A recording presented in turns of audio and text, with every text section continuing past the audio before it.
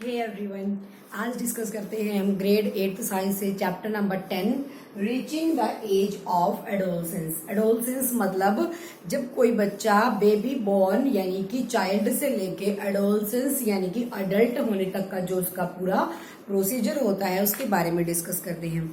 हमने पढ़ा अभी तक जैसे जो भी कोई चीजें होती है, हमारी सर्कुलेशन है हमारी बॉडी के अंदर, पूरा लाइफ का जो प्रोसेस है वो रेस्पिरेशन के ऊपर, न्यूट्रिशन के ऊपर, इन सारी चीजों के ऊपर बेस्ड होता है जब हमारा लाइफ साइकिल चलता है, लाइफ प्रोसेस चलता है। अब जो वो लाइफ प्रोसेस चलता है कंप्लीटली, तो डे टू डे या टाइम टू टाइम हमारी बॉडी के अंदर कुछ कुछ चेंजेस आते रहते हैं। सबसे पहले जो बेबी बॉर्न हुआ उसके अंदर जो चेंजेस आने शुरू होते हैं वो फर्स्ट डे से ही आने शुरू हो जाते हैं और धीरे धीरे वो अपनी अडल्ट पोजीशन, अपनी अडल्ट एज तक पहुंच जाता है। तो अडल्ट एज तक आते आते उसके अंदर क्या क्या चेंजेस आते हैं। लास्ट टॉपिक के अंदर हमने पढ़ा था प्रीवियस चैप्टर के अंदर कि जो रिप्रोडक्शन होता है वो मेल एंड फीमेल के जो रिप्रोडक्टिव पार्ट है उनके कैपेबल होने के बाद कि वो रिप्रोडक्शन कर सकते हैं तब रिप्रोडक्शन होता है। तो जो चेंजेस आते हैं वो चाइल्डहुड टाइम में ही रिप्रोडक्शन पार्ट क्या नहीं करते, ग्रो नहीं करते, वो धीरे धीरे अडल्ट पोजीशन तक आते आते ही वो पार्ट्स ग्रो करते हैं। तो उन पार्ट्स के ग्रो करने के साथ साथ हमारी बॉडी के अंदर बाकी भी क्या आते रहते हैं, चेंजेस आते रहते हैं। जैसे हम जनरली देखते हैं बॉयज और गर्ल्स के अंदर हम डिफरेंस क्रिएट कर देते हैं। बॉयज की क्या होती है, अपर लिप्स पे हेयर्स आना शुरू कर देते हैं, तो हम बोलना शुरू कर देते हैं कि आपकी एज इतनी हो गई है। हम खुद फील करना शुरू कर देते हैं कि हम बड़े हो गए हैं जब हम कुछ चेंजेस देखते हैं। तो उस चेंज को एडोलसेंस बोला गया। The changes in our body undergoes, किस चीज के थ्रू, किसी हमारी एज जब पास होती जा रही है, जो चेंजेस हमारी बॉडी के अंदर आते जा रहे हैं वही हमारा क्या है, एडोलसेंस है। तो एडोलसेंस क्या है, एक adolescence is a natural process. जो एडोलसेंस है अगर हम इस प्रोसेस को रोकना चाहें तब भी हम उसको रोक नहीं सकते। जो चाइल्डहुड प्रोसेस है वो अडल्ट के अंदर आती ही आती है।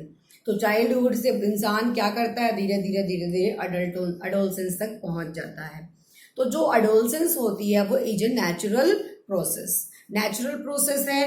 चेंजेस आते रहते हैं हमारी बॉडी के अंदर और उन चेंजेस को क्या बोला गया है, एडोलसेंस बोला गया। अंडरस्टूड।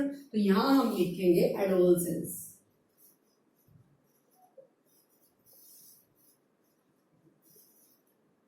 इस चैप्टर के अंदर हम जितना भी हमारा रिप्रोडक्टिव ऑर्गन्स हैं वो किस तरीके से मूव करते हैं, किस एज में मूव करना शुरू कर देते हैं, कब जो बॉडी रिप्रोडक्टिव के जो गैमेटेज होते हैं मेल एंड फीमेल के, वो किस तरीके से अपने जो उनके गैमेटेज होते हैं जायगोट बनाने के लिए उनको बनाना शुरू कर देते हैं। तो एडोलसेंस मैंने क्या बताया, is a natural process.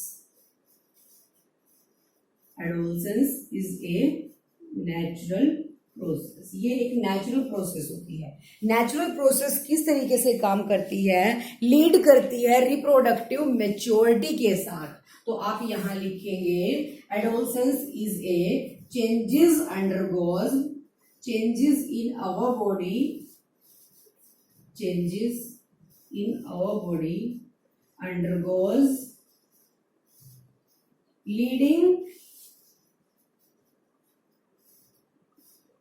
leading the reproductive part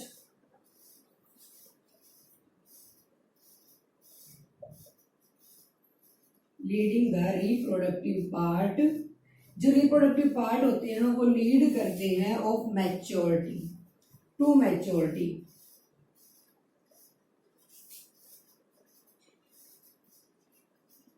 is called adolescence.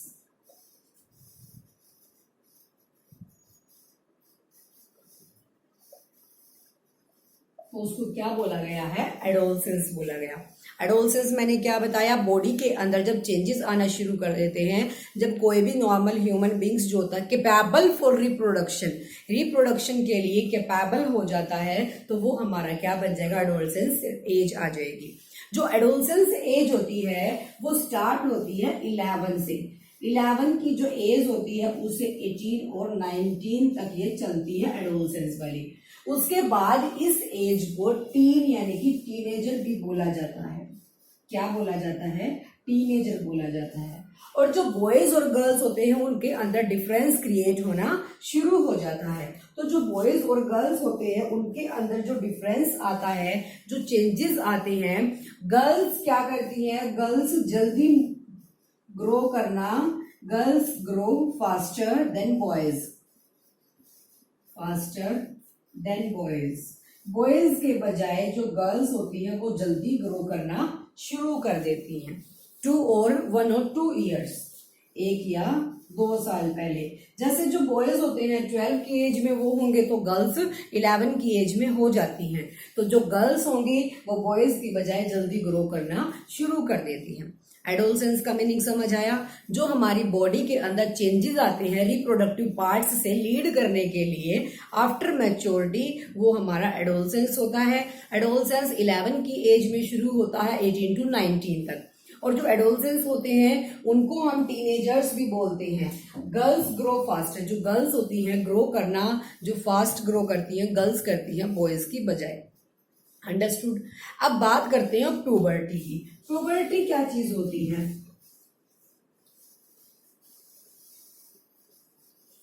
Puberty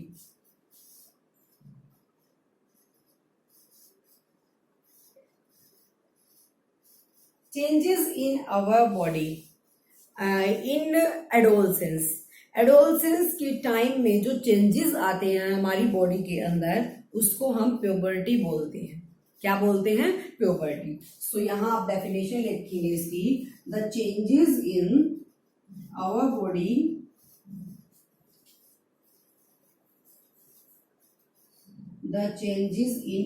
body during adolescence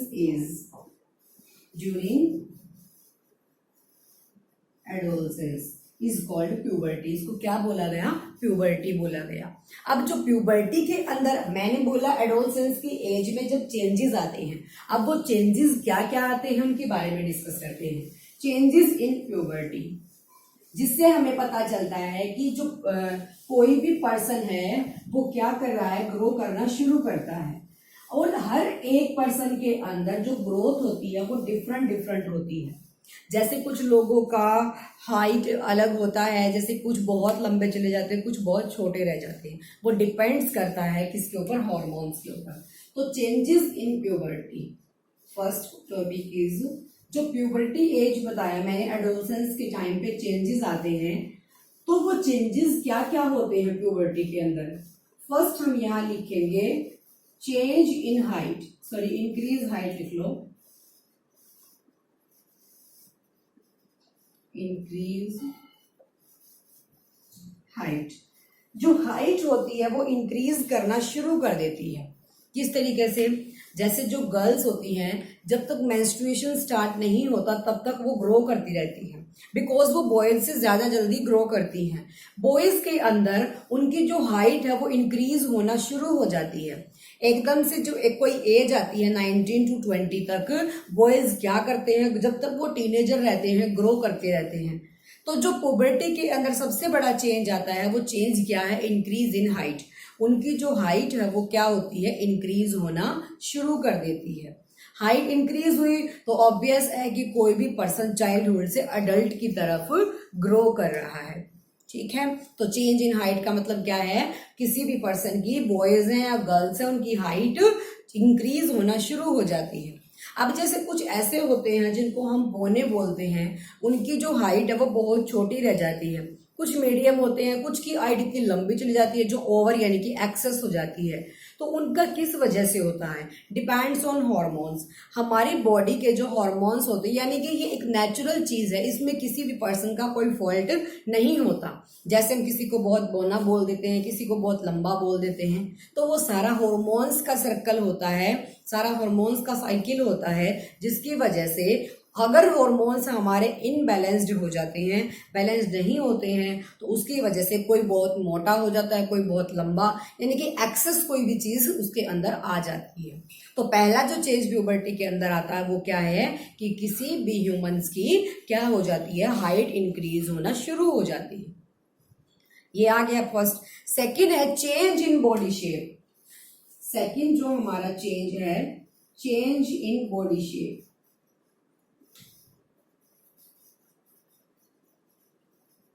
change in body shape, जो बॉडी की शेप होती है वो चेंज होना शुरू हो जाती है।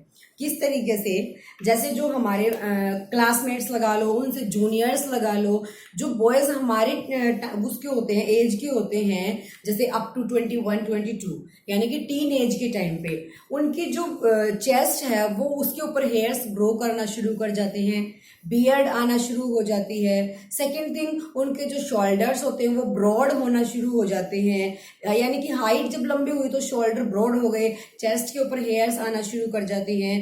जो गर्ल्स होती हैं उनकी ब्रेस्ट इंक्रीज होना शुरू हो जाती है, उनकी जो शेप है ऐसे कर्ड वाली हो जाती है। बॉयज गर्ल्स की जो वेस्ट होती है वो क्या हो जाएगी, इंक्रीज होना शुरू हो जाएगी। तो सबसे बड़े जो चेंजेस शेप के अंदर आते हैं वो ये हैं कि जो बॉयज के शोल्डर हैं वो ब्रॉड होना शुरू हो जाते हैं, उनकी चेस्ट की जो लेंथ है वो इंक्रीज हो जाती है, गर्ल्स की जो वेस्ट होती है वो हाई हो जाती है। तो ये सारे चेंजेस किसके अंदर आते हैं, जब प्यूबर्टी की एज आती है। तो ये चेंज इन शेप हो गया। ऑब्वियस है गर्ल्स और बॉयज की शेप में भी चेंजेस आते हैं। सेकेंड बात आती है वॉइस की, वॉइस चेंज।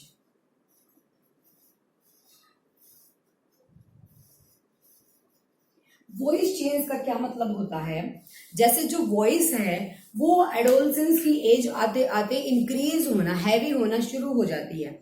जैसे हम नॉर्मली किसी बच्चे की साउंड सुनते हैं या फिर किसी 15 से अपर जो एज है किसी भी बच्चे की या बॉय की, उसकी साउंड सुनते हैं तो दोनों में एक डिफरेंस क्रिएट होता है।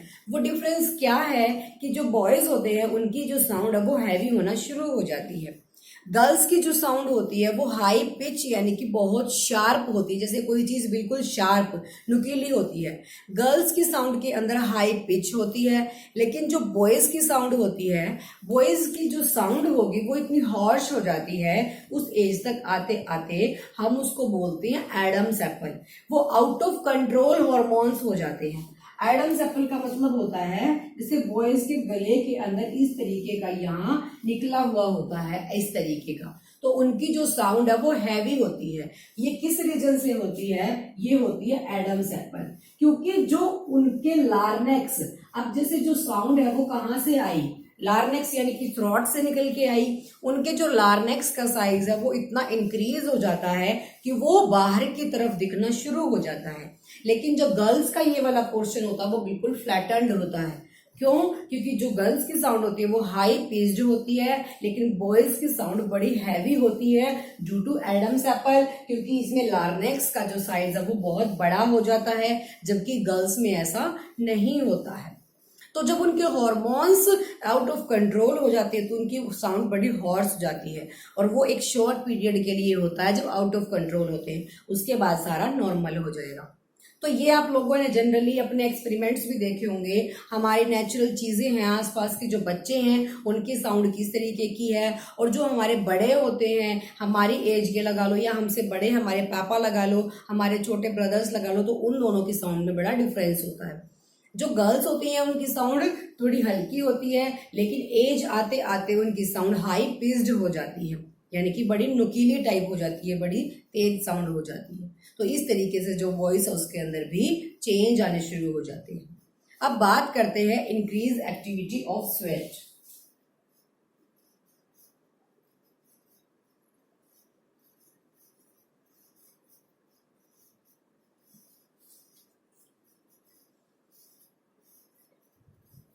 इंक्रीज एक्टिविटी ऑफ स्वेट का मतलब क्या है, जब एक बच्चे का जब आप फेस देखते हैं तो उसके अंदर, और जो एडोलसेंस की एज वाले बच्चे का फेस देखते हैं तो उन दोनों के अंदर क्या डिफरेंस क्रिएट होता है।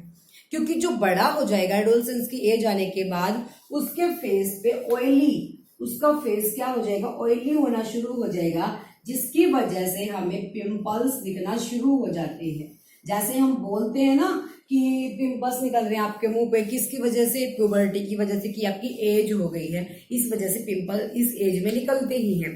तो हमारी जो एडोलसेंस की एज होती है उस तक आते आते फेस ऑयली होना शुरू होके वहां पिंपल्स निकलना शुरू हो जाते हैं। तो ये होता है स्वेट के अंदर, पसीना आता है, ऑयली फेस होने की वजह से क्या हो जाएगा, पिंपल्स आना शुरू हो जाते हैं ड्यूरिंग प्यूबर्टी, प्यूबर्टी की जब एज आती है। Understood students. उसके बाद नेक्स्ट पॉइंट आता है डेवलपमेंट ऑफ सेक्स हॉर्मोन्स।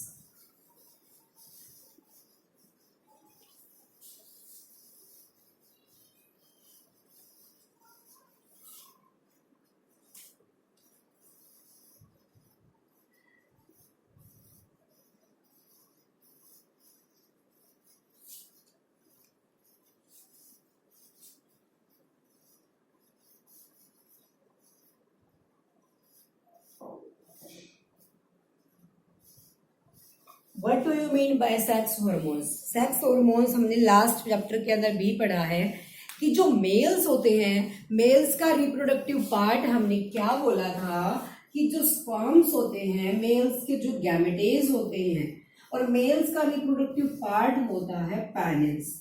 ये सारे जो रिप्रोडक्शन वाले पार्ट्स होते हैं वो ग्रो करना शुरू कर देते हैं, यानी कि मेल के रिप्रोडक्टिव पार्ट के अंदर जो स्पर्म डक्ट्स होती हैं, जो टेस्टीज होती हैं, वो टेस्टीज स्पर्म्स रिलीज करना शुरू कर देती हैं। उसके बाद बात आ गई गर्ल्स के अंदर। गर्ल्स की होती हैं ओवरीज, रिप्रोडक्टिव पार्ट जहां पोर्शन होता है उस ओवरी के अंदर एग रिलीज होना शुरू कर देते हैं, यानी कि ये एक ऐसी एज आ जाती है जब जो ह्यूमंस होते हैं वो कैपेबल फॉर रिप्रोडक्शन के लिए कैपेबल हो जाते हैं, कैपेबल फॉर रिप्रोडक्शन के लिए क्या हो जाते हैं, कैपेबल हो जाते हैं, क्योंकि उनके जो सेक्स हार्मोन्स होते हैं, लाइक टेस्टिस के अंदर स्पर्म्स का बनना और ओवरीज के अंदर एग का रिलीज होना, ये सारे हार्मोन्स रिलीज होना शुरू हो जाते हैं किस एज के अंदर,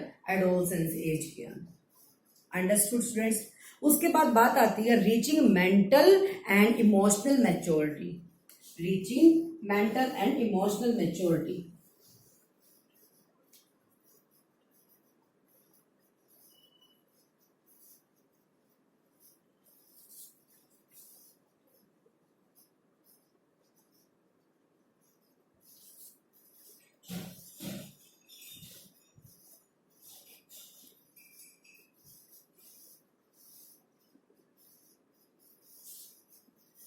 रीचिंग मेंटल एंड इमोशनल, उसका मतलब क्या है मैच्योरिटी का, कि जब एडोलसेंस की एज आती है, प्यूबर्टी के टाइम, वहां अगर चेंजेस आने शुरू हो जाते हैं तो वहां मेंटल से क्या मतलब है, वहां मैच्योरिटी से क्या मतलब है? वहां मतलब सिर्फ इतना है कि उस टाइम तक आते आते जो बच्चे होते हैं वो अपनी पसंद नापसंद बताना शुरू कर देते हैं कि मुझे ये पसंद है, ये पसंद नहीं है, ये खाने में पसंद है, ये मुझे अच्छा लगता है। मतलब वो कॉन्शियस होना शुरू हो जाते हैं अपनी बॉडी लैंग्वेज को लेके कि मुझे फिट रहना है, मुझे क्या करना है।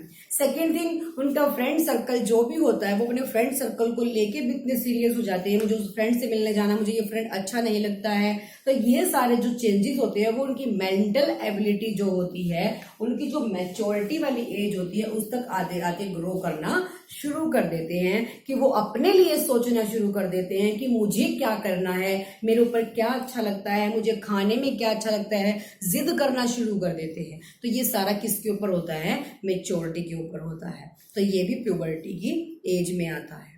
अब नेक्स्ट टॉपिक आता है secondary sexual character. Next change क्या है, सेकेंडरी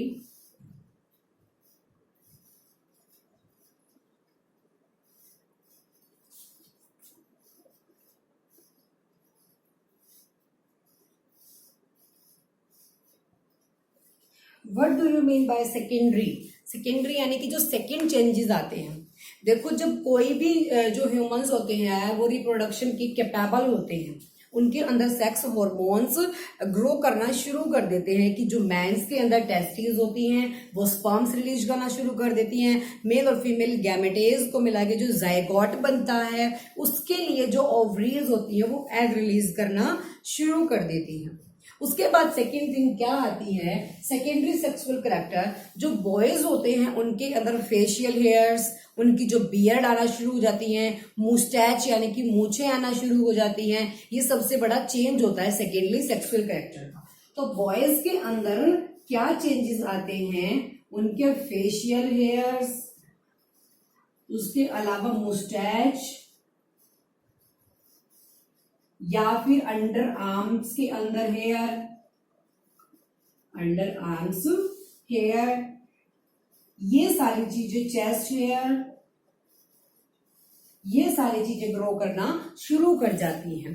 तो जब बॉयज के अंदर ये चेंजेस आते हैं तो गर्ल्स के अंदर भी क्या होता है, उनका जो ब्रेस्ट साइज होता है वो इंक्रीज होना शुरू हो जाता है इस एज के अंदर, तो ये हमारा क्या बन जाएगा, secondary sexual character. First character किसको बोलेंगे कि जो उनके रिप्रोडक्टिव पार्ट्स हैं वो ग्रो करना शुरू कर देते हैं। उसके बाद सेकंड क्या है कि उनकी जो बॉडी लैंग्वेज हो जाती है, बॉयज के हेयर्स ग्रो करना शुरू कर जाएंगे और जो गर्ल्स होते हैं उनकी ब्रेस्ट साइज इंक्रीज करना शुरू हो जाएगी। तो ये आते हैं हमारे सेकेंडरी सेक्सुअल कैरेक्टर के अंदर। अब उसके बाद नेक्स्ट पॉइंट आता है, जो मेल्स होते हैं, जो बॉयज होते हैं, उनके सेकेंडरी जो सेक्सुअल कैरेक्टर्स होते हैं, उनका सबसे बड़ा जो कैरेक्टर है उसको बोला जाता है टेस्टोस्टेरोन। टेस्टोस्टेरोन जो बॉयज के अंदर जो सेक्सुअल कैरेक्टर होता है वो टेस्टोस्टेरोन, जिसकी वजह से रिप्रोडक्टिव पार्ट्स ग्रो करना शुरू कर देते हैं। और जो गर्ल्स के अंदर होता है वो होता है एस्ट्रोजन।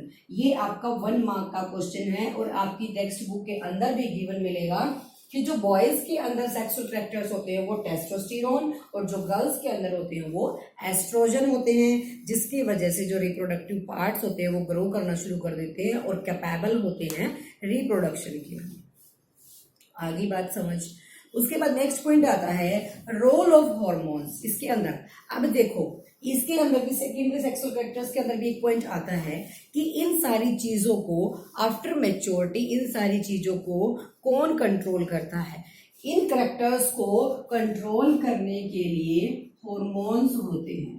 कौन होता है, हॉर्मोन्स होते हैं। और जो हॉर्मोन्स होंगे ये किस चीज के लिए बने होंगे, कौन सी ऐसी ग्लैंड होती हैं, क्योंकि आपकी टेक्स्ट बुक के अंदर भी एक डायग्राम गिवन होगा जहां सारी टाइप्स की ग्लैंड्स गिवन है। जो ग्लैंड्स होती हैं तो कौन सी ग्लैंड्स ऐसी होती है जो इनको कंट्रोल करती है, दिस इज पिट्यूटरी ग्लैंड। उस ग्लैंड को क्या बोला जाता है, पिट्यूटरी ग्लैंड बोला जाता है। Pituitary gland is endocrine glands. तो क्योंकि ये सारी चीजें क्या होती है, बॉडी के अंदर होती हैं, तो इस ग्लैंड्स को क्या बोला जाएगा, एंडोक्राइन ग्लैंड। ये कौन सी ग्लैंड्स होती हैं, एंडोक्राइन ग्लैंड्स होती हैं। आगे बात समझ। सबसे पहले मैंने क्या बताया, सेक्सुअल कैरेक्टर्स के बीच में जो डिफरेंस होता है बॉयज और गर्ल्स के बीच में, तो जो मेल्स होते हैं उनका टेस्टोस्टेरोन, जो गर्ल्स होते हैं उनका एस्ट्रोजन, ये होते हैं उनके कैरेक्टर्स। सेकेंड थिंग, अगर इन कैरेक्टर्स को प्यूबर्टी की एज के अंदर कोई कंट्रोल करता है वो हॉर्मोन्स करते हैं। हमारे जब हॉर्मोन्स इम्बैलेंस हो जाते हैं तो वो बॉडी की शेप भी चेंज कर सकते हैं, हमारी हाइट ज्यादा इंक्रीज हो जाएगी, इफेक्ट पड़ता है। और जो पिट्यूटरी ग्लैंड्स होती हैं वो इसको कंट्रोल करती है and pituitary gland is endocrine gland. इस ग्लैंड को एंडोक्राइन ग्लैंड बोला जाता है। अगर आप इस क्लास के अंदर इसका बेसिक समझ लेंगे तो एज इट इज चैप्टर आपका ग्रेड 10 में भी आना है तो वहां पे आपको कोई प्रॉब्लम नहीं आएगी। यहाँ सिर्फ इसकी बेसिक बात है, आगे इसका थोड़ा डीप हो जाता है। लाइफ प्रोसेस चैप्टर है, हेरिडिटी चैप्टर है, इन सारी चीजों के अंदर इनका पता होना जरूरी होता है। तो हमने बेसिक सी बात की। ये तो ऑब्वियस है कि जनरल नॉलेज के लिए भी कोई चीज है कि प्यूबर्टी की एज में आते आते किस तरह के जो चेंजेस आते हैं वो बॉडी के अंदर दिखना शुरू हो जाते हैं। उसके बाद नेक्स्ट आता है reproductive phase in life of humans. Next point is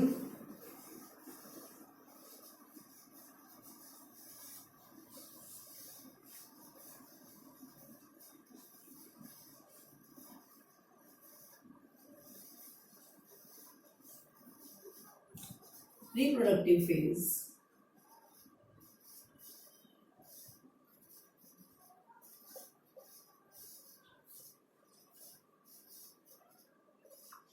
reproductive phase का क्या मतलब होता है, जब मेल्स एंड फीमेल्स के अंदर रिप्रोडक्टिव पार्ट्स ग्रो करना शुरू कर देंगे। दोबारा फिर बताती हूँ, मेंस के अंदर टेस्टीज जो स्पर्म से रिलीज करती हैं, स्पर्म डक्ट के थ्रू बाहर निकालती है जो उनका रिप्रोडक्टिव ऑर्गन होता है उसके थ्रू।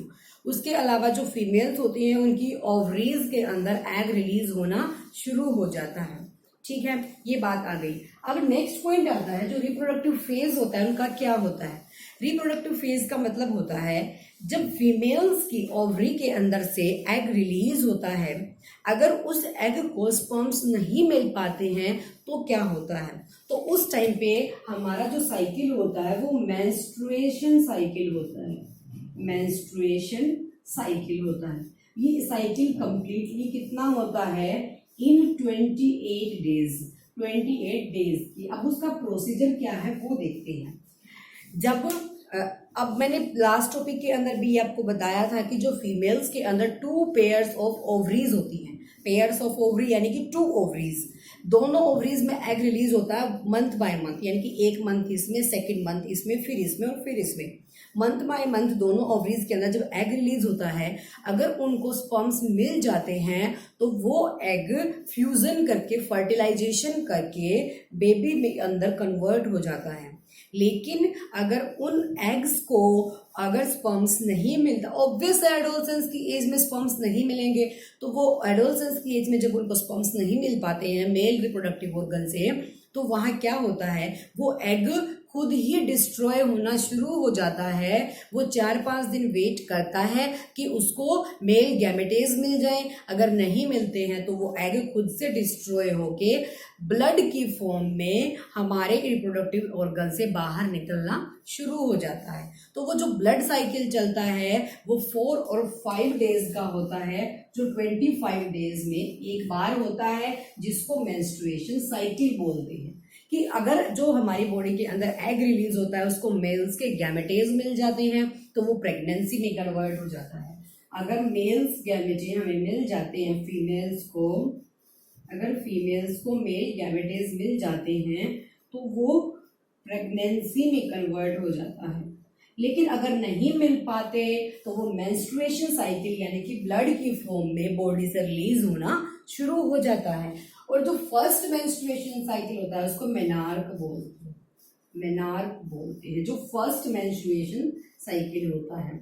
उसके बाद जब ये स्टॉप, अब ये खुद कोई एज ऐसी आती है जब खुद से स्टॉप होना शुरू हो जाएगी, क्योंकि हमारी बॉडी के अंदर इतनी पावर नहीं रह जाती कि वो एग रिलीज कर सके। एक एज आने के बाद, वो एज कौन सी होती है, 45 to 50 की जब एज आ जाती है एक फीमेल की, तब बॉडी के अंदर इतनी कैपेसिटी नहीं हो सकती कि वो एग को रिलीज कर दे, और उसके बाद जो ये मेंस्ट्रुएशन साइकिल होता है वो खुद से स्टॉप हो जाता है, जिसको मेनोपॉज बोलते हैं। मेनोपॉज बोलते हैं। पॉज का मतलब होता है रुक जाना, मैन मतलब इसका मेंस्ट्रुएशन साइकिल का रुक जाना। और जब फर्स्ट टाइम मेंस्ट्रुएशन साइकिल होता है उसको मेनार्क बोलते हैं। और जो 28 डेज में एक बार आते हैं उनको मेंस्ट्रुएशन, क्योंकि हर 28 डेज के अंदर एक एग रिलीज जरूर होता है हमारे किसके अंदर, ओवरी के अंदर। जो फीमेल की ओवरी होती है उनके अंदर एक एग रिलीज होता है, जिसकी वजह से उसको स्पर्म्स ना मिलने की वजह से वो मेंस्ट्रुएशन साइकिल के अंदर कन्वर्ट हो जाता है, जो 28 डेज का एक साइकिल होता है। यहां तक आगे बात समझिए, पूरा फेज होता है रिप्रोडक्टिव पार्ट का। नेक्स्ट आता है how is the sex of body determined.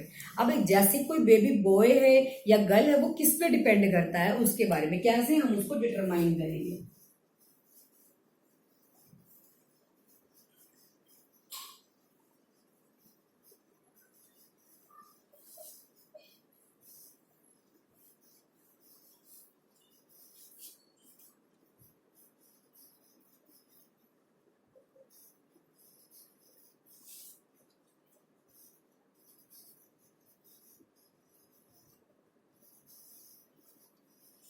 Sex का मतलब क्या यहाँ जेंडर से है, ऑब्वियसली बॉय और गर्ल से। जब भी कोई फीमेल प्रेग्नेंट होती है तो हमारे जो सोसाइटी होती है उसके अंदर ऐसा माना जाता है कि फीमेल्स के ऊपर डिपेंड करता है कि बेबी बॉय होगा या गर्ल होगी, लेकिन ऐसा नहीं होता। हमने सेल वाले चैप्टर के अंदर पढ़ा कि सबसे पहले एक सेल होता है, उसके बाद न्यूक्लियस, और उसके ही पास वाली लेयर क्रोमोसोम्स होते हैं। जो क्रोमोसोम्स होते हैं वो किसके लिए वो करते हैं, सेक्स को डिटरमाइन करने के लिए। अब जो क्रोमोसोम्स होते हैं वो 23 पेयर्स होते हैं। 23 पेयर्स मतलब टोटल 46। किसी भी ह्यूमन के अंदर जो क्रोमोसोम्स होंगे जो किसके लिए, सेक्स के लिए क्या होते हैं, रिस्पॉन्सिबल होते हैं किसी भी सेल के अंदर, तो 23 पेयर्स होते हैं। अब इन 23 पेयर्स के अंदर 22 तो मेल और फीमेल के एग्जैक्टली मैच करते हैं। 22 क्या करेंगे, एग्जैक्टली मैच करेंगे मेल और फीमेल। लेकिन उसके बाद क्या होता है, जो मैन होते हैं, मैन के पास होते हैं एक्स एंड वाई। और जो फीमेल होती है यानी कि जो वुमेन्स होती हैं, वुमेन के पास होते हैं एक्स एंड एक्स। ये कैरेक्टर्स होते हैं उन 23 पेयर के अंदर, यानी कि दोनों का जो एक है वो डिफरेंट होता है। 23 में से 22 पेयर्स तो सेम होंगे, 22 सेम होते हैं और एक जोड़ा डिफरेंट होता है इस तरीके से एक्स वाई एक्स एक्स। अब जो डिपेंड करता है कि बेबी बॉय होगा या गर्ल होगा, अगर मैन के वाई आ जाते हैं और वुमेन के एक्स आ जाते हैं, एक्स और वाई, तो ऑलवेज होगा बॉय।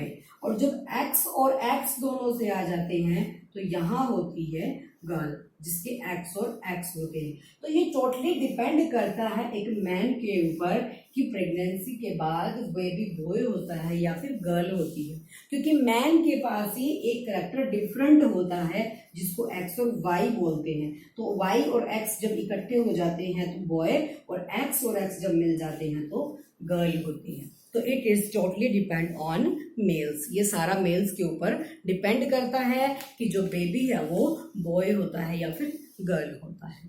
Understood students? इसके बाद बात करते हैं नेक्स्ट टॉपिक के बारे में।